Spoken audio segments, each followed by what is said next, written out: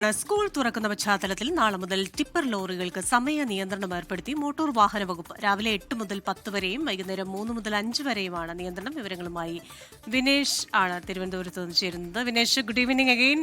കുഞ്ഞുങ്ങൾ റോഡിലുണ്ടാകുന്ന സമയം അതൊഴിവാക്കി ടിപ്പർ ലോറികൾ സഞ്ചരിക്കണമെന്ന നിയന്ത്രണമാണല്ലോ നാളെ മുതൽ.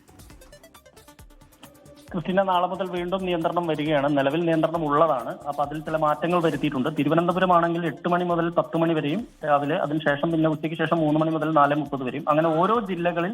അതിനുശേഷം എറണാകുളം ആണെങ്കിൽ 8:30 മുതൽ 10 മണി വരെയുള്ളൂ, 4 മണി മുതൽ 5 മണി വരെ ഇങ്ങനെയാണുള്ളത്. കോഴിക്കോട്ടേക്ക് എത്തുമ്പോൾ 8:30 മുതൽ 10 മണി വരെ, 3:30 മുതൽ 5 മണി വരെ, ഇങ്ങനെയാണ് സമയങ്ങൾ. ഇങ്ങനെ ഓരോ ജില്ലയ്ക്കും ഓരോ സമയമാണ്.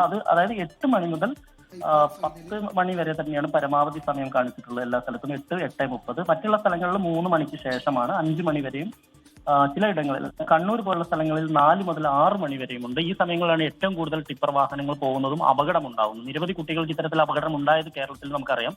ഈ ഒരു പശ്ചാത്തലത്തിലാണ് ഇങ്ങനെ ഒരു നിയന്ത്രണം കൊണ്ടുവന്നിട്ടുള്ളത്. എന്തായാലും ഈ നിയന്ത്രണം തുടരും. ഇത് സ്കൂൾ അടയ്ക്കുന്ന സമയങ്ങളിൽ മാത്രമായിരിക്കും ഈ നിയന്ത്രണം മാറ്റുകയുള്ളൂ എന്ന് തന്നെയാണ് മോട്ടോർ വാഹന വകുപ്പ് പറയുന്നത്.